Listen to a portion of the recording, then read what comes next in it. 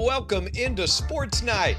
I'm Jake Hibbard, and that is our sponsor, and this is the last football preview show of the year. And right where we expected to be all along, a fourth straight matchup between Star Valley and Cody at the war to determine the 3A state title. And for Cody, this is state championship appearance number 6 in a row. And I should mention, we did nearly have a dark horse in Riverton make it in to the state title despite being without their starting quarterback, Blake Gantenbein, their starting running back and place kicker, Hunter Saltzgaver, their leading defensive points getter in Braden Martin, and, oh yeah, their top receiver, Clay Sheets, was playing with a broken hand.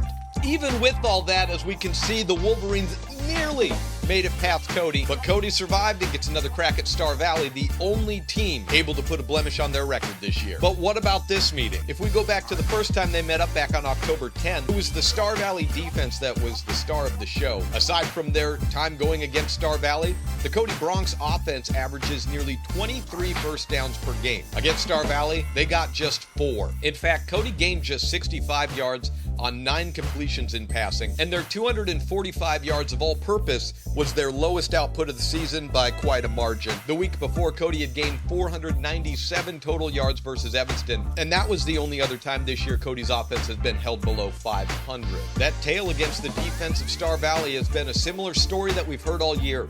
Only one team, Sugar Salem back on week 2, has gained more than 300 yards combined passing and rushing against this defense. And Sugar Week is specifically in place in Star Valley as a preseason tune-up for the type of game that we have tomorrow. Oh, by the way, how did that tune-up finish? Looks down the field, and it is caught by Erickson! Caught by Roman Erickson in traffic! Oh yeah, that's how. Star Valley is going for a 4th straight state championship win in 3A. And if you go back to when it was called the Single A classification, Worland won 5 straight titles from 1952 to 56. That's how far we have to go back to find 4 in a row at this class. So what will it take to pull off a 4th straight? Well, that's what we're looking at today. Earlier this season, we talked about the RPO, or run-pass option element of Cody's offense, that incorporates the old triple option threat in a newfangled way by turning the pitchman into a receiver. And if we go back to season 1 of Sports Night last fall, we looked at how fast Cody runs plays with their no-huddle offense.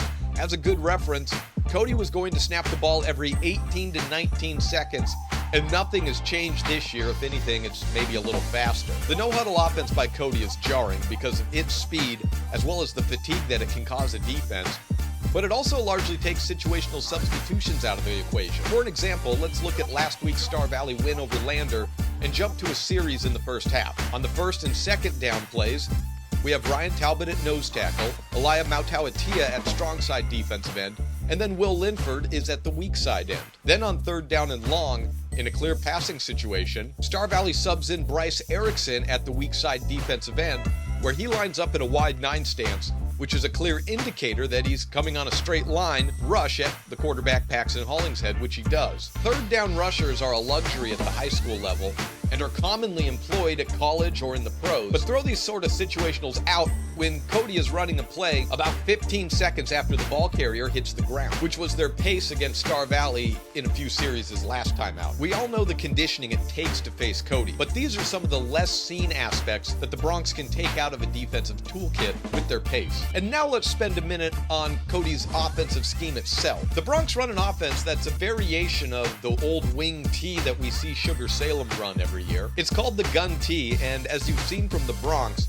it's a tough system to stop if you've got a dynamic athlete at quarterback, but it requires a quarterback with a certain set of skills. Here is a traditional wing T offensive alignment with the quarterback under center, and then you've got a power running fullback behind the quarterback, halfback to his side, and then you have 3 other skill players to fiddle around with as a wingback, a receiver, or tight end, depending on the set. You might have heard some people say that Cody utilizes a lot of +1 running concepts, and here's how the gun T enables that. When we go from the wing T to the gun T, you see this quarterback? Cross him out and change that fullback position to a hybrid quarterback fullback. And that's exactly what junior signal caller Cash McFadden is playing this year.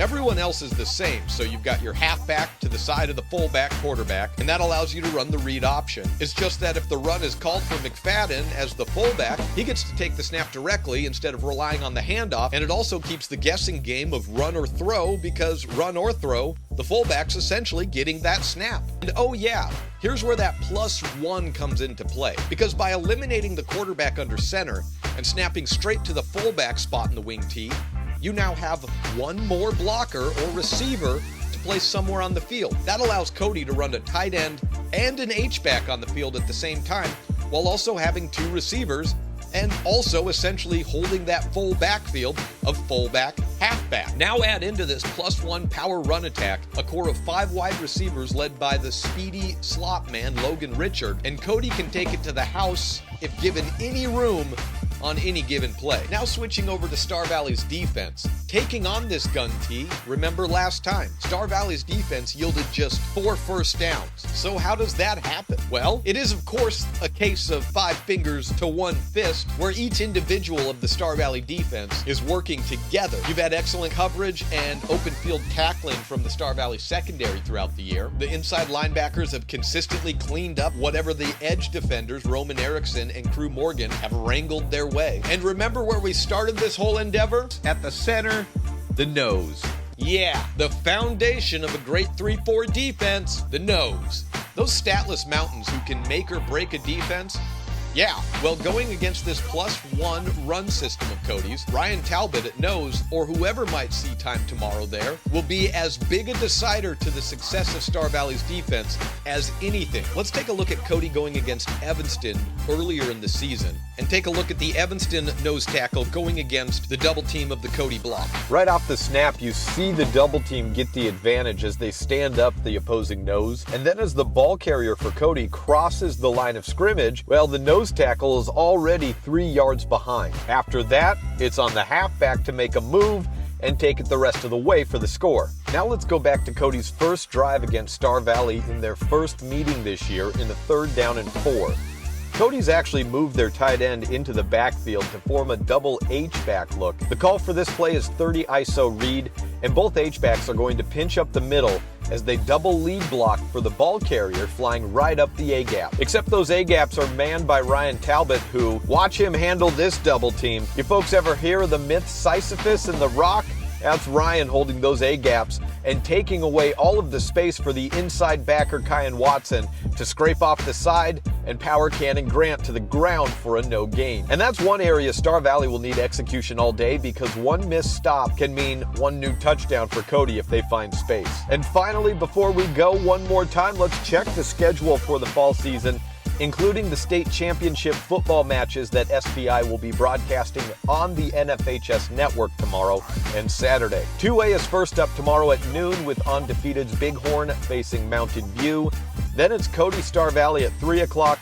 You can watch this on the NFHS network with the video stream, pay-per-view with Duke and Dell on the NFHS, or it will be me giving you the audio play-by-play on Swift 98 and on SVI News and YouTube. We will have a scoreboard and audio stream going for free. Then on Saturday, 6-man is first up at 10 a.m. with Little Snake River looking to defend their title against Burlington. 9-man at 1 o'clock gives us Pine Bluffs versus Rocky Mountain, and then the 2025 season for football concludes with the 4A title with 11-0 Sheridan and 10-1 Campbell County at 4 p.m.